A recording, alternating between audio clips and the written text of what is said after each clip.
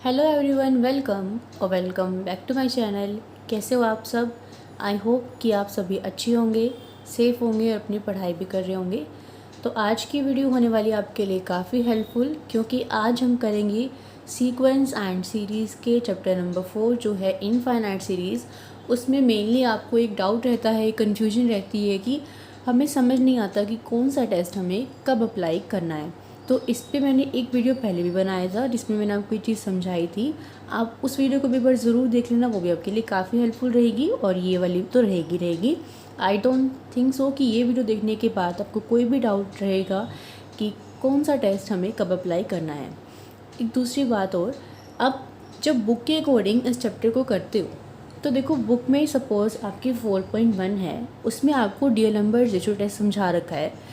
तो उसके जो एग्जांपल्स होंगे और उसकी जो एक्सरसाइज होगी वो उन्होंने डीएलएम्बर्ट रेशियो टेस्ट से ही कर रखी होगी, क्योंकि बुक में जो चीज़ आपको समझाते हैं, जो टॉपिक आपको समझाते हैं, वो उसको अप्लाई करना आपको सिखाना होता है। इसीलिए वो सारे क्वेश्चंस उसी मेथड से करते हैं ताकि आपको वो चीज़ अप्लाई करनी आ जाए। अगर सेकंड एक्सरसाइज में आपका कोचेज़ रूट टेस्ट है तो वो सेकेंड एक्सरसाइज के जो एग्जांपल्स होंगे वो उसको उसी मेथड से यूज़ करके दिखाएंगे आपको, ताकि आपको उसको यूज़ करना आ जाए। अगर आपकी बुक में फोर्थ एक्सरसाइज में जाके गॉस टेस्ट दे रखा है तो बुक वाले तो उसको फोर्थ एक्सरसाइज में ही यूज़ करके दिखाएंगे, बट आपको एग्ज़ाम देना है। एग्ज़ाम में आपको नहीं पता कि ये क्वेश्चन एक्सरसाइज नंबर 1 का है, 2 का है, 3 का है, 4 का है, किसका है, और ये मैटर भी नहीं करता। मैटर करता है आपको क्वेश्चन का कंसेप्ट समझ में आना चाहिए कि यहाँ पर हमें कौन सा टेस्ट अप्लाई करना है। मेरे कहने का ये मतलब है कि अगर फोर्थ एक्सरसाइज में गॉस टेस्ट दिया हुआ है तो इसका मतलब ये नहीं है कि आप फर्स्ट एक्सरसाइज में उसको अप्लाई नहीं करोगे। नहीं, ऐसा नहीं है। एग्ज़ाम में क्वेश्चन आ गया, आपसे कोई ये पूछेगा कि ये उस एक्सरसाइज के अकॉर्डिंग करना है? नहीं, उनको तो सिर्फ आंसर से मतलब है, और जो आपने टेस्ट, जो आपने तरीका लगाया वो आपका सही होना चाहिए। तो ये चीज़ अपने माइंड में से निकाल दो ना कि ये वाला एक्सरसाइज है तो हमें यही टेस्ट यूज़ करना है। नहीं, ठीक है। तो अब जो भी हम चीज़ें करेंगे वो चाहे फर्स्ट एक्सरसाइज का क्वेश्चन हो या फिर लास्ट का क्वेश्चन हो, उससे हमें मैटर नहीं करता, ठीक है। मेनली आपके मैं जो यहाँ पे टेस्ट मैंने लिखे एक बार, वो हैं 6 टेस्ट आपके। D'Alembert ratio test, Cauchy's root test, Raabe's test, log test, De Morgan's and Bertrand test, Gauss test. जो 2 टेस्ट हैं, Cauchy's integral and Cauchy's condensation test, उनका जो क्वेश्चन आता है उसमें लिखा आता है कि using Cauchy's integral test state the following given series is convergent और डाइवर्जेंट वट एवर। तो उसमें आपको मेंशन होता है, उसमें आपको कन्फ्यूजन नहीं होनी चाहिए कि कोचेज़ इंटीग्रल टेस्ट में कब यूज़ करना है हमें, तो उसमें डायरेक्ट आपको लिखा मिलेगा। और दूसरी बात जो मैंने आपको चीज़ बताई है कि एक्सरसाइज नहीं मैटर करती, अभी मैं आपको एग्जांपल समझाऊंगी और एंड में आके आपको ये चीज़ क्लियर भी हो जाएगी। मैं आपको एक प्रूफ दिखाऊंगी इस चीज़ का, क्वेश्चन आपको मैं सॉल्व करके दिखाऊंगी एक्सरसाइज का। तो इस वीडियो के साथ एंड तक बने रहना, ठीक है। आपको काफ़ी हेल्प मिलेगी इस वीडियो से। देखो यहाँ पे मैंने, ताकि आपको याद हो जाए, रिमाइंड हो जाए, एक तरह से शॉर्ट नोट बना दिए मैंने कि डीएलएम्बर्ट रेशियो टेस्ट में हमारे पास क्या क्या था। an/an+1 निकालते थे हम, और ये जो हमारी लिमिट है l, इसकी वैल्यू पे डिपेंड करता है कि अगर ये 1 से बड़ी होती तो सीरीज़ कन्वर्जेंट होती है, ये अगर 1 से छोटी होती है तो सीरीज़ डाइवर्जेंट होती है, ये अगर इन्फिनिटी आ जाए तो भी कन्वर्जेंट, और l इज इक्वल्स टू 1 पे आपका टेस्ट फेल हो जाता था। देन सेकेंड है कोचेज़ रूट टेस्ट। उसमें क्या होता है, कुछ भी आपको गिवन है उसकी पावर मिलेगी आपको 1/n, और n मिलेगी, मतलब पावर इस तरह से मिलेगी। तो वो l की इक्वल है लिमिट। अब इस पे डिपेंड करता है कि ये l अगर 1 से छोटा है तो कन्वर्जेंट होगी, यहाँ पे 1 से बड़ा था तो कन्वर्जेंट, यहाँ पे 1 से छोटा है तो कन्वर्जेंट, 1 से बड़ा है तो डाइवर्जेंट, और अगर इन्फिनिटी है तो डाइवर्जेंट। ये चीज़ें आपको लर्न होनी बहुत ज़रूरी है। आपको ये तो समझ में आ गया कि क्वेश्चन में मुझे कोचेज़ रूट टेस्ट अप्लाई करना, बट आप इस चीज़ में कन्फ्यूज़ हो गए कि क्या था, l 1 से बड़ा था तो कन्वर्जेंट था या फिर डाइवर्जेंट था। अगर आपको ये नहीं याद आएगा तो फिर आपका आंसर गलत हो जाएगा। तो ये चीज़ें आपको प्रैक्टिस से लर्न होगी। रेबिस टेस्ट में स्टेटमेंट क्या होती है, ये जो हमने रेशियो टेस्ट निकाला इसमें से 1 माइनस कर दो और n से मल्टीप्लाई कर दो। फिर इस पे डिपेंड करता है जो इसकी स्टेटमेंट थी, अगर l 1 से बड़ा तो convergent, same as it is Raabe's की है, l 1 से बड़ा तो कन्वर्जेंट, l 1 से छोटा तो डाइवर्जेंट, ठीक है। लॉग टेस्ट हो जाता है, तो लॉग टेस्ट में क्या फ़र्क होता है, जो आपकी रेशियो टेस्ट थी, रेशियो टेस्ट में n और लॉग लग जाता है साथ में, और स्टेटमेंट वही रहती है जो रेशियो की थी, 1 से बड़ा तो कन्वर्जेंट और 1 से छोटा तो divergent. Then De Morgan's and Bertrand test आता है, उसमें क्या होता है, जो ये थी रेबिस टेस्ट की स्टेटमेंट, इसमें और -1 हो जाता है, ठीक है, और साथ में लॉग एन ऐड हो जाता है। स्टेटमेंट वही है, कन्वर्जन कब है, अगर L1 से बड़ा है तो डाइवर्जेंट और 1 से छोटा है तो, बस स्टेटमेंट अलग किसकी है, कोचेस रूट टेस्ट की है, ठीक है। जो ज़्यादा इंपॉर्टेंट टेस्ट नहीं है, जो यूज़ नहीं होता इतना, वो यही है, D Morgan's and Bertrand test. आपने भी पूछा था मुझसे कि 4 चैप्टर की इंपॉर्टेंट टॉपिक बता दो, तो 4 चैप्टर एक कंप्लीट ही इंपॉर्टेंट चैप्टर है। इसमें से मैं आपको ये नहीं कह सकती कि टॉपिक छोड़ दो या फिर ये नहीं आएगा। एग्जाम में हर किसी टेस्ट पे क्वेश्चन आ जाता है कि state and prove this test, state and prove this test, तो सारे चैप्टर आपको करना पड़ेगा, ये कोई ऑप्शन नहीं है। कंप्लीट यूनिट भी है, चैप्टर इंपॉर्टेंट भी है, और इस वीडियो के बाद आपको डेफिनेटली ईजी भी लगेगा, ठीक है। ये वाला टेस्ट इतना इंपॉर्टेंट नहीं है, खास नहीं है, डी मॉर्गन्स वाला टेस्ट, इसको आप चाहो तो स्किप कर सकते हो, वरना कर लेना।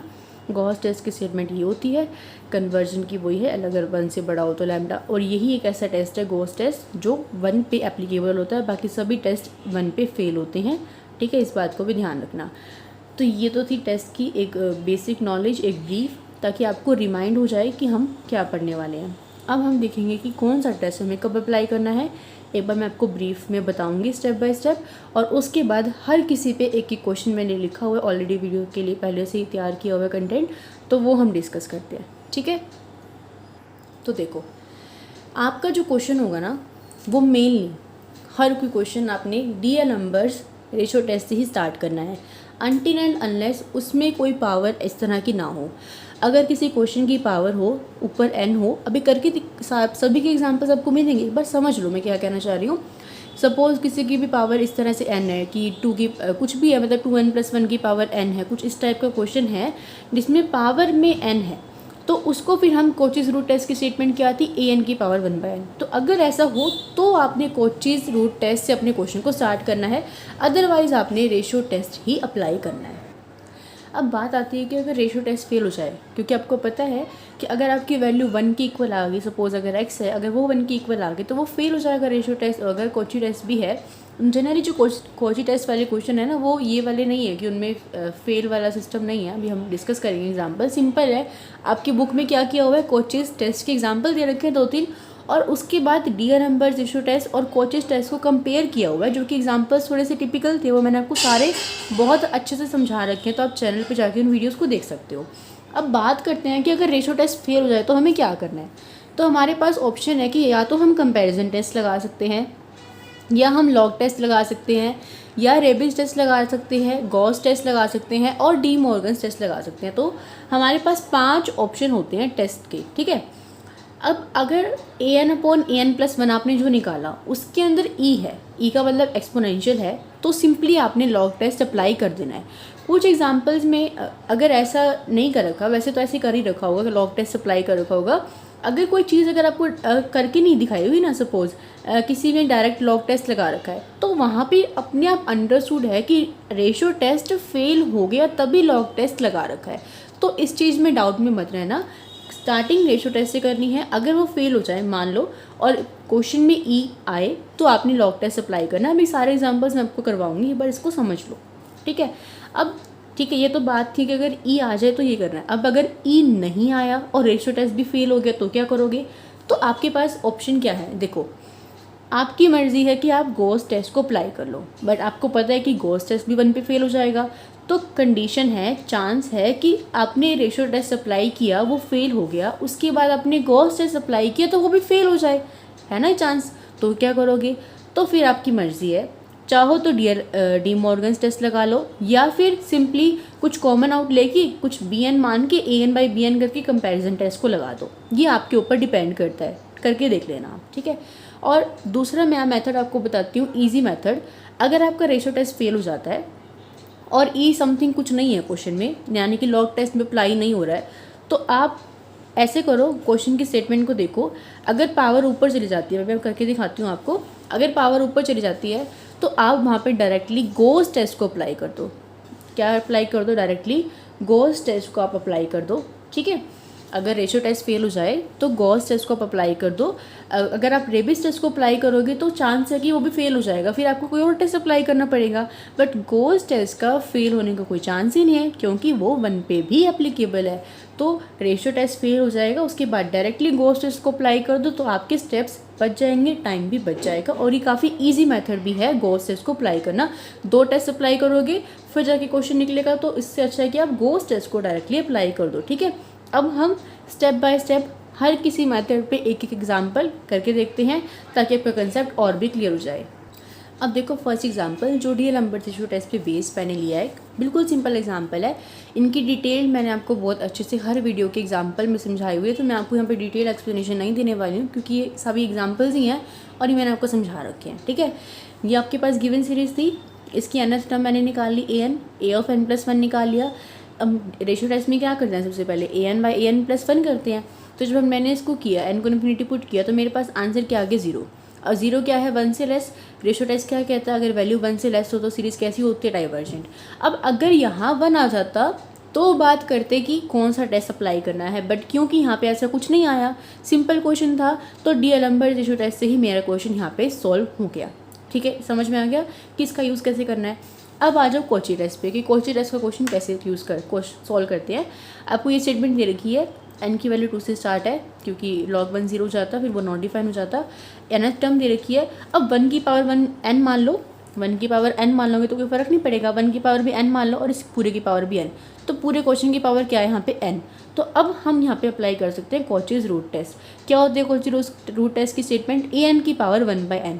an कौन है, ये पूरा, इसकी पावर जब मैं 1/n करूँगी तो n से n कट जाएगा, तो ये टर्म बचेगी। an की पावर 1/an निकाली मैंने, अब आगे क्या करना पड़ेगा, लिमिट को n अप्रोचेस टू इन्फिनिटी करना पड़ेगा। यहाँ पे 1/∞ करते क्या आ जाएगा 0। 0 कैसा है, 1 से लेस है, तो ये सीरीज़ क्या कहता है कोची टेस्ट, अगर 1 से छोटी आ जाए तो कन्वर्जेंट है, अगर यहाँ कुछ बड़ा नंबर आ जाता तो डाइवर्जेंट हो जाती। ठीक है, ये सिंपल था कोची टेस्ट का। अब देखो, अब हम बात करते हैं कि अगर कोची रेशियो टेस्ट आपका फेल हो जाए और कंपैरिजन टेस्ट यूज़ कैसे करना है आपने। ठीक है, तो ये स्टेटमेंट थी, इसकी nth टर्म ये है, an+1 टर्म ये है, इन दोनों को डिवाइड किया मैंने, तो मेरे पास ये आया, यानी कि 1/x आया। तो रेशियो टेस्ट क्या कहता है कि ये टर्म अगर 1 से बड़ी है तो सीरीज़ कन्वर्जेंट, और यू कैन से x अगर 1 से छोटा है तो सीरीज़ कन्वर्जेंट। डाइवर्जेंट कब होगी, जब ये टर्म 1 से छोटी होगी। और अगर ये अभी 3 का पॉसिबल केस है ना, ये 1 के इक्वल भी हो सकती है। ये 1 के इक्वल होने का मतलब क्या है कि x 1 के इक्वल है, और आपको पता है कि तब तो रेशियो टेस्ट फेल हो जाएगा। अब देखो, क्या an/an+1 में कोई e कंटेन हो रहा है, नहीं हो रहा।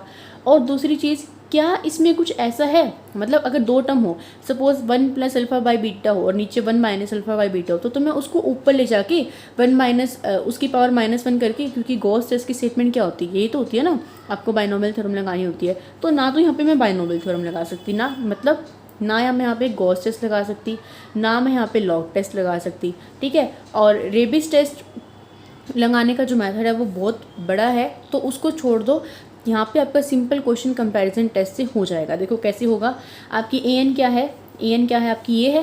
केस कौन सा है, जब x 1 के इक्वल हो गया, तो ये चीज़ भूलना मत, इस वाले केस में आपको वैल्यू को पुट करना होता है। अगर x 1 के इक्वल हो गया ना, तो यहाँ आप x को 1 के इक्वल पुट करो, पुट कर दिया, x को 1 के इक्वल, ये टर्म आ गई। अब सिंपली इसको कंपैरिजन टेस्ट से कर दो।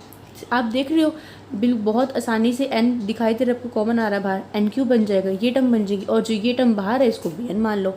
bn मान लिया, an/bn कर दिया, an/bn किया तो एक नॉन ज़ीरो फाइनाइट नंबर आ गया। तो हम कंपैरिजन टेस्ट से कहेंगे कि an और bn का जो बिहेवियर होगा वो एक जैसा होगा। तो bn क्या है यहाँ, 1/n⁻3, 3 का मतलब बाई p सीरीज टेस्ट, अगर b की वैल्यू 1 से बड़ी हो तो सीरीज़ कैसी होती है, कन्वर्जेंट।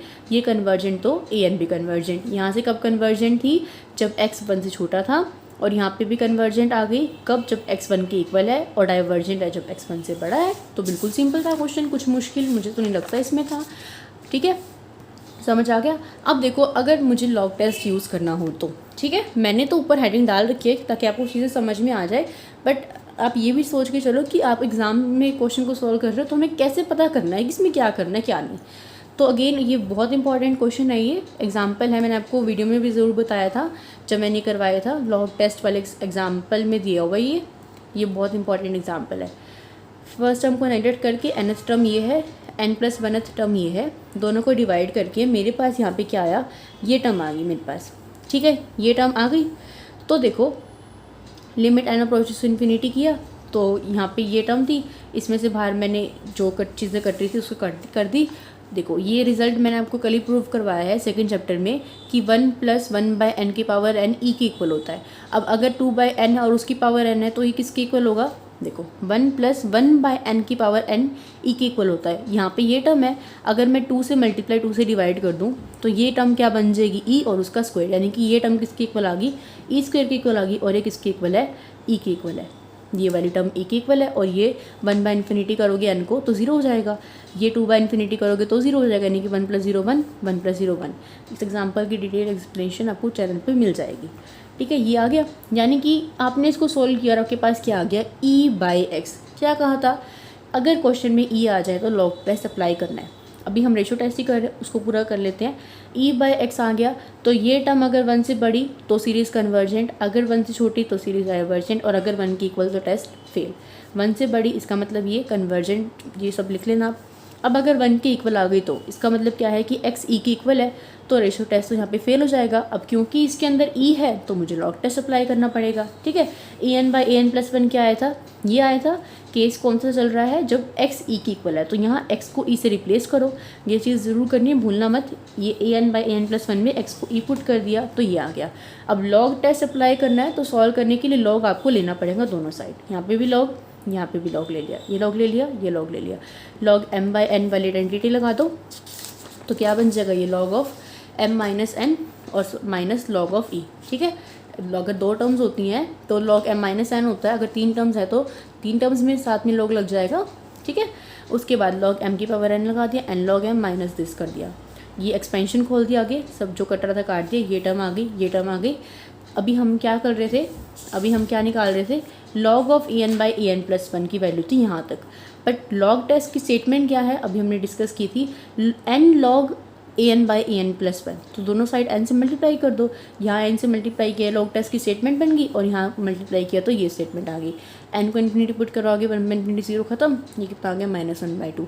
तो 1 के इक्वल तो नहीं आया, तो हमें कोई और टेस्ट अप्लाई करने की तो जरूरत है नहीं, लॉग टेस्ट अप्लाई किया और क्वेश्चन सॉल्व हो गया। तो अगर 1 से छोटी है तो लॉग टेस्ट क्या कहता है? कि डाइवर्जेंट है। तो आंसर आ गया आपका। समझ में आया? थोड़ी थोड़ी चीज़ें तो समझ में आ रही होगी आपको। अब बात करते हैं हम, जो मैंने आपको कहा था कि ज़रूरी नहीं है कि जो चीज़ एक्सरसाइज में गिवन है, जो टेस्ट गिवन है, उससे पहले वही अपने अप्लाई करना है। ये जो आपका क्वेश्चन है एक्सरसाइज 9.3 के थर्ड का फर्स्ट पार्ट है। एक्सरसाइज 9.3 के थर्ड का फर्स्ट पार्ट है, और उसमें जब तक हमने गॉस टेस्ट नहीं किया होगा, अगर आप बुक खोल के देखोगे तो गॉस टेस्ट वहाँ पे अब समझाया नहीं हुआ, मतलब 4th एक्सरसाइज में आपको गॉस टेस्ट समझा रखा है, बट ये वाला क्वेश्चन मैं आपको गॉस टेस्ट से करके दिखाती हूँ, ताकि आपकी ये कन्फ्यूज़न दूर हो जाए कि हम किसी भी एक्सरसाइज में कोई सा क्वेश्चन अप्लाई कर सकते हैं, कोई सा भी टेस्ट अप्लाई कर सकते हैं।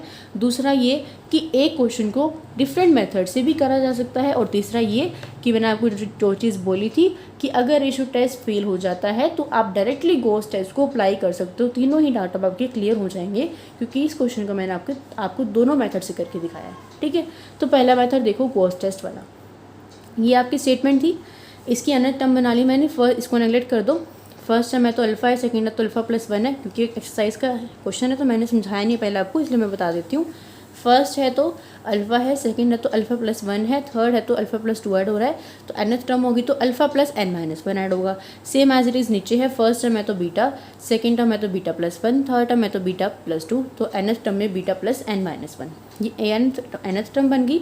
n+1 टर्म बनाने के लिए ये टर्म तो एज इट इज़ लिख लेना, साथ में क्या करोगे लास्ट टर्म में बस क्या आ जाएगा? n को n+1 से रिप्लेस करके ये आ जाएगा। दोनों को डिवाइड किया तो दोनों को डिवाइड करने के बाद आगे ये, सबसे पहले तो रेशियो टाइप अप्लाई करेंगे ना, तो limit n approaches to infinity करोगे तो 1 आ गया।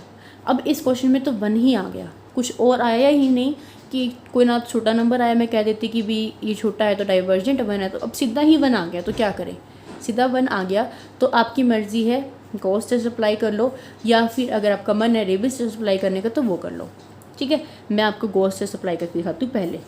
तो मेरे पास ये स्टेटमेंट थी, ये बोल रही थी मैं ऐसे कि अगर आपके पास इस तरह की स्टेटमेंट है तो आप अब इसको ऊपर ले जा सकते हो। गॉस की जो स्टेटमेंट थी वो यही थी ना कि आपके पास जो स्टेटमेंट होती है देखो मैं दिखाती हूँ आपको।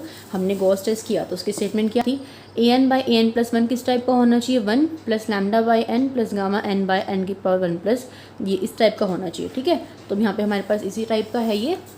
देखिए क्या करेंगे, इसको मैं ऊपर ले गई, पावर -1 हो गई, इसको बाइनोमियल से खोलोगे -1 आगे आ जाएगा और -2 ऐसे करते रहेंगे। बट हमें एक ही टर्म से मतलब है, और जो n की हायर पावर्स है ना उनको हम ऐसे लिख देते हैं n की पावर 1 + डेल्टा। मैंने यहाँ पे पहले 2 लिख दिया था क्योंकि मतलब 2 से मेरा मतलब था कि n की हायर पावर जो भी है वो अदर टर्म्स के अंदर आ गई, बट फिर मैंने इसको 1 + डेल्टा कर दिया ताकि आप कन्फ्यूज़ ना हो।